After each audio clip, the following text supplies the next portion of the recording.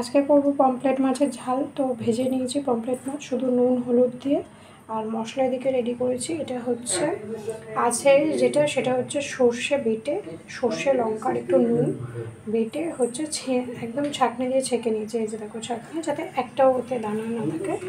আর এটা হচ্ছে টমেটো, কাঁচা লঙ্কা আর হচ্ছে পোস্ত পেস্ট করে নিয়েছি। এবার হচ্ছে রান্না বসাবো। এদিকে কড়াই হচ্ছে মাছ ভাজার একটু তেল ছিল, তেলের মধ্যে এবার দিয়ে দেবো ফোড়ন, দিয়ে বাকি রান্না এবার শুরু করব। ঠিক আছে, তেল গরম হয়ে গেছে, একটু কালো জিরেও ফোড়ন দিয়ে দিয়েছি, দিয়ে যে টমেটো পোস্ত আর কাঁচা লঙ্কার পেস্টটা বানিয়েছি সেটা দিয়ে দেবো। আর কাঁচা লঙ্কা দিয়ে যেমন ঝাল খাও সেই হিসেবে দেবে। আমি যেমন দুটো কাঁচা লঙ্কায় টমেটোর পেস্টে দিয়েছি, আর একটা কাঁচা লঙ্কা হচ্ছে আমি সর্ষের ওই পেস্টে দিচ্ছি। এবার হচ্ছে সর্ষের পেস্টটা কী হয়, ছাঁকলে না হাফ ঝাল বেরিয়ে যায়, সেভাবে ঝাল হয় না। তবে দেওয়া এটার জন্য যাতে সর্ষে একটু টিকটুকে ভাবটা না সেটা করে। তো এটাকে ভালো করে আমি একটু লাল লাল ফ্রাই হতে দেবো। মশলাটা দিয়ে দেবো এটাকে,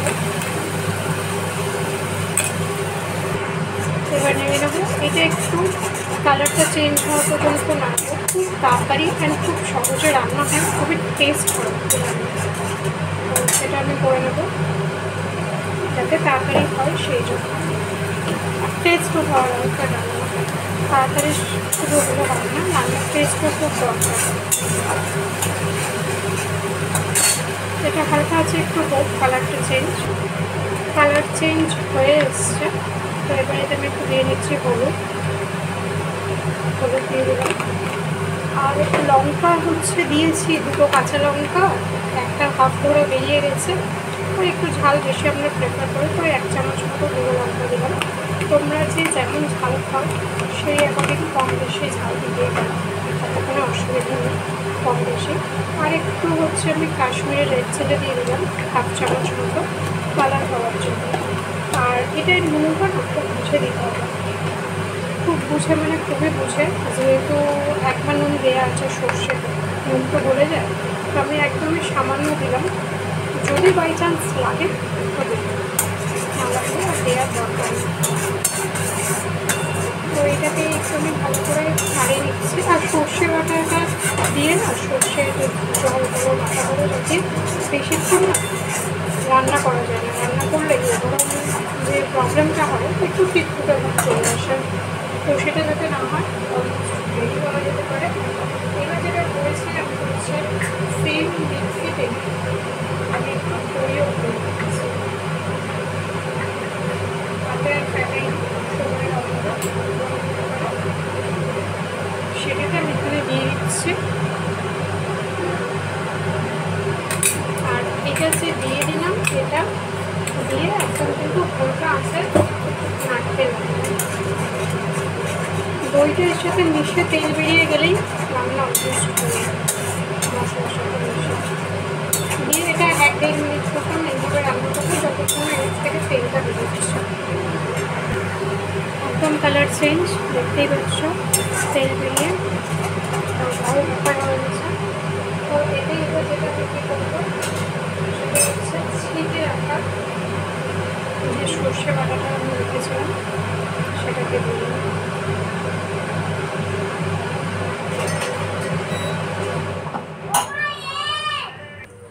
দিয়ে দিয়েছি। এবার যেটা করবো ফোটার জন্য ওয়েট করবো, বেশি জোরে না, হালকা এভাবেই ফুটবে, সেটার জন্য ওয়েট করবো।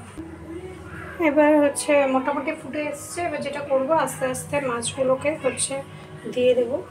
মাছগুলোকে কিন্তু খুবই ডিপ ফ্রাই করিনি, একদমই হালকা ফ্রাই করেছি। সেগুলোকে একটা একটা করে দিয়ে দেবো। আর এর সাথে আরেকটা জিনিসও দেবো, সেটা তো দেখাচ্ছি, আগে মাছগুলো দিয়ে নিই।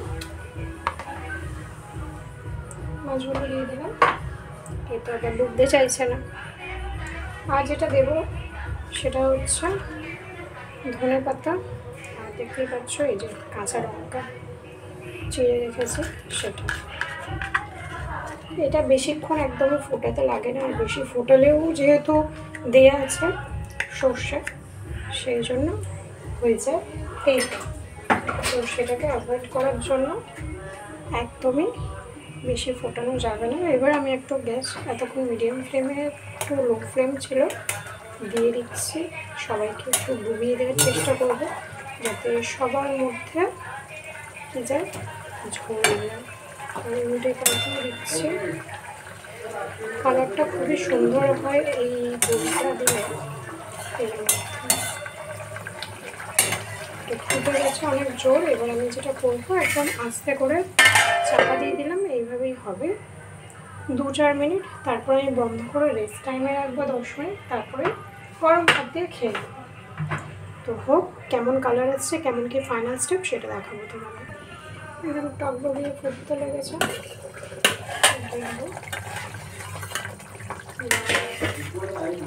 ব্যাস একদমই রেডি। মানে মাছ ভাজতে যেন সময় লাগে, মাছ ঝাল হতে অ্যাকচুয়ালি যদি দেখা যায় তার থেকে কম সময় লাগে। বা হালকা হাতে একটু উল্টিয়ে পাল্টিয়ে দিতে হবে, তাহলে খুবই ভালো। বাস এইভাবে এবার আমি গ্যাস বন্ধ করে দেবো। আমি 3-4 মিনিট হওয়ার আমি ওয়েট করবো, মানে রেস্ট টাইম দেবো 5-10 মিনিট, 3-4 মিনিট না 5-10 মিনিট, তারপরে গরম ভাতে খেয়ে নেবো। তোমরাও অবশ্যই ট্রাই করো, চ্যানেলটা সাবস্ক্রাইব করো, যদি ভালো লাগে লাইক করো। তোমরা যদি আরও অন্য কোনো পদ্ধতিতে করো, কারণ রান্নায় তো কোনো ভুল হয় না, জাস্ট এক একটা মশলা বা এক একটা ইনগ্রেডিয়েন্টস চেঞ্জ করলে টেস্টটা ওভারঅল চেঞ্জ হয়ে যায়। তো সেটা কেমন কী করো, আমি একটু মাঝে মাঝে চেঞ্জ করার চেষ্টা করি, এটা ভালো লাগে। তো তোমরাও সেটা জানিও আর কমেন্টস করো, লাইক করো।